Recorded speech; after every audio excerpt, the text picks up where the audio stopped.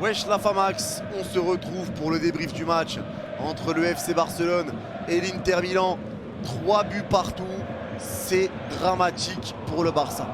On va y revenir, mais avant tout, je tiens à remercier toutes les personnes qui ont suivi le live avec moi. On a commenté le match en live, donc un grand merci à toutes les personnes qui étaient présentes sur le live.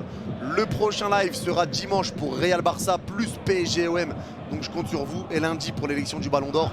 Je compte sur vous pour vous abonner, activer la petite cloche, comme ça vous êtes au courant quand on lance le live. Et si vous voulez venir vivre les lives avec nous, ou sinon pour les débriefs, vous cliquez quand la notification vous intéresse.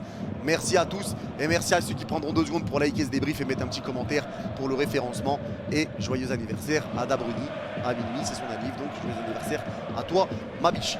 Maintenant, pour parler de ce match, alors les gars, on va parler directement comptablement. Avec ce match nul, l'Inter est à 7 points, le Barça est à 4 points. Ce qui veut dire que si l'Inter remporte son prochain match face au Viktoria Pilsen, c'est officiel, le Barça sera éliminé de la Ligue des Champions. Ils seront éliminés parce que l'Inter aura 10 points en cas de victoire face à Pilsen. Si le Barça bat même le Bayern, ils auront 7 points. Et imaginons que l'Inter perde face au Bayern le match d'après et que le Barça s'impose face à Pilsen, il y aura 10 points, mais c'est le goal average particulier qui est pris en compte. Ça veut dire les confrontations directes entre le Barça et l'Inter. Et l'Inter a gagné le match aller face au Barça et fait nul au retour. Donc l'Inter restera devant le Barça, même s'il gagne 40-0. L'Inter a juste à gagner son dernier match face à Pilsen. Et le dernier espoir pour le Barça, c'est que l'Inter ne gagne pas face à Pilsen. Voilà les situations encore. La seule chose possible, et il faut que le Barça s'impose bien sûr face au Bayern. Le Barça doit gagner ses 2 derniers matchs et l'Inter doit faire un faux pas face à Pilsen. Voilà la seule situation possible pour espérer la qualification côté barcelonais, et ça va être quand même très compliqué. Maintenant, pour parler de ce match en lui-même, franchement le match avait été bon, l'entame avait été bonne, mais pour moi j'ai envie de commencer de parler par Xavi. Xavi pour moi qui fait les mêmes erreurs qu'au match aller en mettant Gavi titulaire au lieu d'un Franck Kessié, alors que tu sais que tu vas avoir besoin d'un impact, etc. Que l'Inter va jouer très bas, ils l'ont montré au match aller, qu'ils vont jouer très bas, qu'ils vont rentrer dedans et qu'ils vont contre-attaquer. Le plan de jeu de l'Inter, il était connu. Donc Kessié aurait fait du bien, je pense, pour ajouter un petit peu d'impact dans ce milieu de terrain. Maintenant, il n'a pas voulu faire ce choix-là. Pour moi, c'est la première erreur. La deuxième erreur, c'est d'avoir mis Piqué titulaire. Alors Piqué qui avait fait un très bon match face au Celta Vigo. Il a fait un très bon match face au Celta Vigo. C'est facile à dire une fois que le match est passé. Mais là, je pense que Xavi a été un petit peu emmené par ce match-là de Piqué qui a été bon contre le Celta et que ça a dû lui changer ses plans. Il aurait pu mettre De Jong ou quelque chose. Il a choisi de mettre Piqué. Alors en première mi-temps, ça marchait bien. Il y avait Alonso qui était transparent. Par contre, Alonso qui a fait une première mi-temps et même une deuxième assez moyenne. Mais Garcia Piqué, c'était assez solide sur la première mi-temps, ça faisait le taf. Roberto était très bon sur le côté droit, Ter Stegen était excellent.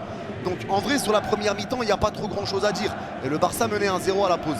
Busquets a été très bon aussi en récupérateur, il a été très bon. Sergio Busquets, Pedri a été étincelant. Et Gavi était un petit peu en dessous, on l'a vu, il manquait un petit peu dans les impacts physiques, il se faisait beaucoup prendre. Gavi a été un petit peu en dessous sur ce match-là pour moi, un petit peu à l'image d'un Marcos Alonso, c'était un petit peu en dessous, surtout en première mi-temps. Ensuite, devant Dembélé, Lewandowski et Rafinha, Lewandowski c'était un peu encore une fois beaucoup trop timide. Lewandowski c'est trop timide, il essaye de décrocher, de partir sur les côtés, mais ses centres, ses passes ne sont pas bonnes. Il veut décrocher un peu comme peut le faire Karim Benzema ou Harry Kane, mais il n'a pas cette qualité. Lewandowski c'est un finisseur et je pense qu'il se frustre de ne pas toucher de ballon devant et donc il part sur les côtés. Je l'avais dit quand il est arrivé, je ne suis pas persuadé que l'arrivée de Lewandowski soit une bonne solution pour le Barça. Je pense qu'un Harry Kane aurait été mieux parce que Harry Kane est capable de faire jouer les autres, ce que n'est pas capable de faire Lewandowski, on l'a vu sur ses centres, etc. Ça a été horrible. Rafinha a fait quand même un bon petit match, il a été bon Rafinha, mais il a beaucoup manqué de justesse. Ses passes n'ont pas été bonnes, ses centres, ses corners, il y a manqué beaucoup de justesse Rafinha malheureusement. Et Dembélé a été très bon. Et encore une fois, je parle de cette première mi-temps. Et en deuxième, c'est le drame. Gérard Piqué qui enchaîne les conneries. Alors les gars, l'image de la soirée, c'est celle-là. Celle où Gérard Piqué, il y a un ballon qui est piqué, je sais plus c'est qui, je crois Tchalanoglu. Gérard Piqué fait ça pour dire à ses coéquipiers laissez, c'est pour Ter Stegen.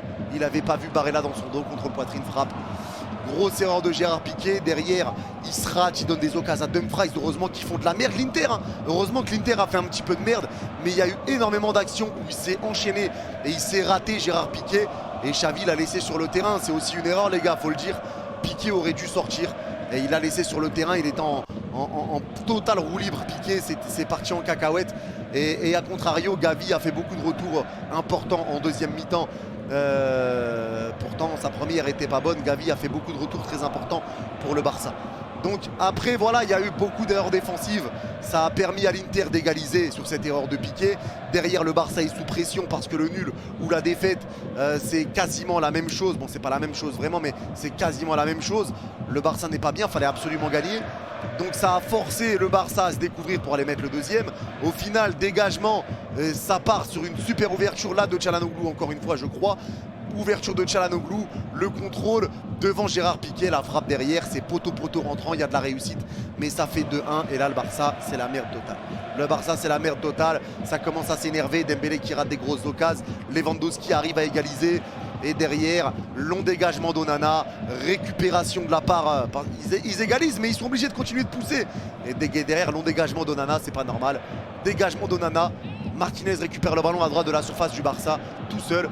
Un centre au deuxième poteau, frappe de Gosens, but, c'est pas normal. Piqué devait être au moins, si les autres poussent, Piqué devait être au pressing.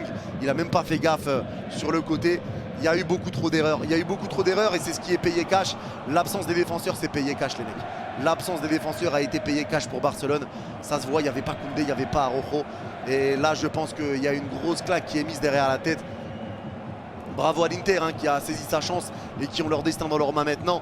Mais ça s'annonce vraiment très compliqué pour le Barça qui est sur le point de revivre une deuxième Europa League de suite, une deuxième élimination de suite en phase de poule de la Ligue des Champions.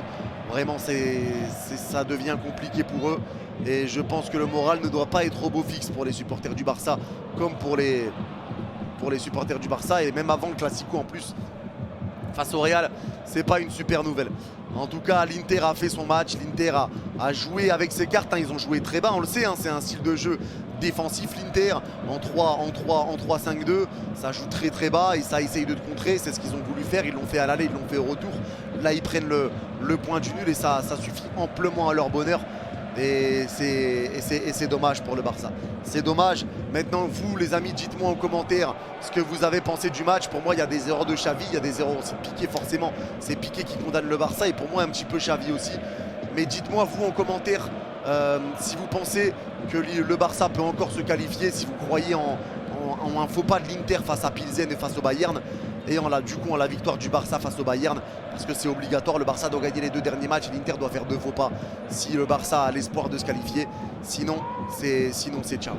En tout cas, voilà, dites-moi en commentaire ce que vous en avez pensé. Merci à ceux qui like et qui commentent le débrief pour les référencements. Je vous rappelle qu'on sera en live dimanche pour Real Madrid, Barcelone et PSG OM. Ça sera les prochains lives. Là, on va faire 3 jours où il n'y aura pas de live. En tout cas, voilà, merci à tous les amis. Prenez soin de vous. Bye bye.